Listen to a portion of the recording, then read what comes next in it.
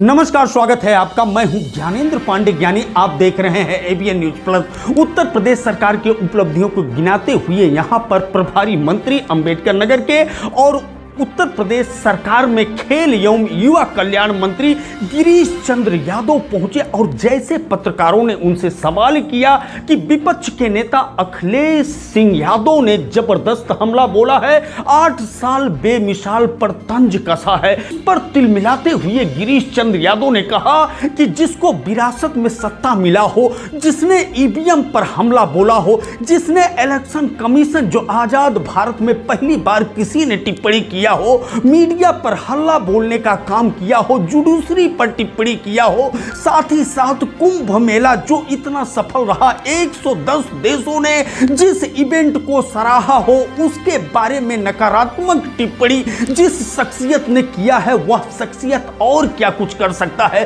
अपने शासन काल में जो एक एक्सप्रेस वे न बनवा पाया हो ढंग से, आज एक्सप्रेस वे का जाल फैला हुआ, आज फ्लाईओवर का जाल फैला हुआ, आज चारों तरफ हवाई पट्टी बन रही, हवाई अड्डा बन रहा है, इसके अलावा तमाम उद्योगों का स्थापना हुआ है। ये सब देख करके अखिलेश यादव बौखला गए हैं और नकारात्मक सोच वाले हैं। इस तरह ढेर सारा आरोप लगाते हुए गिरीश चंद्र यादव ने जबरदस्त हमला बोला। विपक्ष के नेता अखिलेश सिंह यादव के ऊपर क्या कुछ कह रहे हैं, तो हम आपको सीधे लेकर के चलते हैं अंबेडकर नगर कलेक्ट्रेट कार्यालय के सभागार की तरफ। इस समय मीडिया को ब्रीफ करते हुए अखिलेश सिंह यादव पर हमलावर हुए हैं जबरदस्त ढंग से। गिरीश चंद्र यादव जो प्रभारी मंत्री अंबेडकर नगर है और उत्तर प्रदेश सरकार में खेल एवं युवा कल्याण मंत्री है, क्या कुछ कह रहे हैं देखिए। एक लंबा हमला अखिलेश यादव के ऊपर गिरीश चंद्र यादव द्वारा।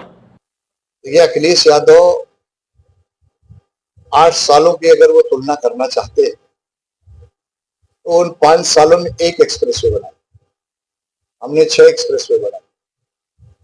वो गरीब को राशन नहीं दे पाए, हमने गरीब को निःशुल्क राशन दिया। गरीब हमारा उज्ज्वला गैस का कनेक्शन नहीं पाता, 1,86,00,000 से ज्यादा लोगों को गैस का कनेक्शन दे दिया। उनसे तुलना कर, उनकी सरकार के समय अराजकता था, गुंडे थे, माफिया थे, जमीनों पर कब्जा करते थे, भ्रष्टाचार करते थे, लूट करते थे, बचोट करते थे।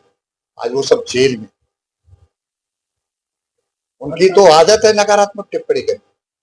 वो तो जब आप समझिए कि लोकतंत्र के इस मंदिर में भारत निर्वाचन आयोग पर जो व्यक्ति टिप्पणी कर सकता है, पत्रकारिता पर जो सवाल खड़ा कर सकता है, न्यायपालिका पर जो सवाल खड़ा कर सकता है, ये काम कौन किया है? समाजवादी पार्टी के लोगों ने किया। हल्ला बोल किसने किया था? न्यायपालिका पर हल्ला बोल। चौथा स्तंभ है हमारा पत्रकारिता, उनकी प्रतियां जलाने का काम किसकी सरकार ने किया? उनके समय में अराजकता थी, लूट थी, बसोट थी, भ्रष्टाचार था, गरीब हमारा गरीब होते जा रहा था। आज हम गरीबों को जीवन बदला रहे, गरीब को समाज में बराबरी कर, गरीब को आत्मनिर्भर बनाना चाहिए। माननीय प्रधानमंत्री जी ने कहा है हम आत्मनिर्भर भारत बनाए, हम दुनिया का मजबूत देश बनाना चाहते हैं, हम विकसित राष्ट्र बनाना चाहते हैं, भारत की आर्थिक अर्थव्यवस्था को हम 5वें से तीसरे नंबर पर लाना चाहते हैं। उसके लिए हम काम कर रहे हैं। अखिलेश यादव तो आपने देखा होगा कुंभ में उनकी क्या नकारात्मक टिप्पणी। जब गए थे बोले कोई आ नहीं रहा, ट्रेनें सब खाली आ रही, और फिर वही ट्वीट करते हैं कि भीड़ आ रही। उनका दोहरा चले, दोहरी बातें करते। जब भीड़ आ गई तो कह रहे कि व्यवस्था नहीं। 110 देश के लोग आए, 110 देश के लोगों ने इस दिव्य और भव्य महाकुंभ के आयोजन की तारीफ करके,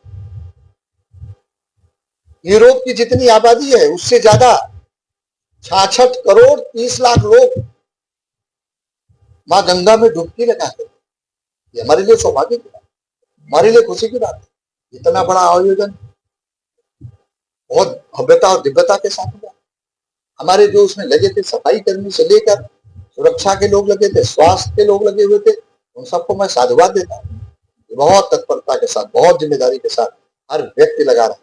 हमारे पुलिस के जवान लगातार हर व्यक्ति को कहाँ पहुंचाना है, उनको सही राय देना, सही स्थान पर पहुंचाना, बहुत ईमानदारी के साथ। पूरी माँ गंगा स्वच्छ रहती थी। ये बहुत बड़ा आयोजन था और दुनिया के लोग इस बात की तारीफ कर रहे हैं। अखिलेश यादव को नहीं समझ में आता और उनको समझ भी नहीं आया। क्योंकि वो कभी कभी आप देखते हैं चुनाव में क्या बात करते हैं, कहते हैं कि प्रशासन ने ऐसा कर, कभी कहेंगे ईवीएम में ये हो गया। तो आप मुझे बताना चाहता हूँ, आप सबके बीच इस बात को जरूर करना चाहता हूँ, 2012 से 17 वो मुख्यमंत्री, उनके मुख्यमंत्री रहते 2014 में लोकसभा का चुनाव हुआ, हम 73 सीटें जीते, जो ईवीएम के रखवाले भी थे, प्रशासन भी उनके हाथ में, आगे नहीं था।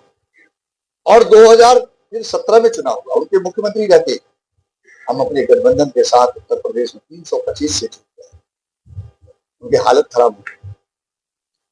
और 2019 के लोकसभा के चुनाव में बुआ बबुआ दोनों लोग मिलकर लड़े, फिर भी हम 64 सीटें, 2 चुनाव हुआ, आजमगढ़ और रामपुर, वहां भी जीते, बोले चाचा नहीं थे, 22 में चाचा भी आ गए, फिर भी हम 2/3 से ज्यादा जीते। तो जनता का जनादेश भारतीय जनता पार्टी के पक्ष, जनता का विश्वास भारतीय जनता पार्टी के नेतृत्व मोदी और योगी पर अटूट है।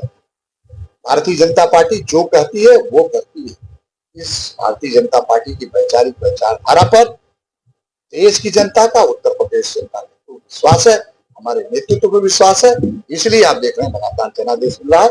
अखिलेश यादव को तो वरासत और विरासत में सत्ता मिली थी, उनको कभी जनादेश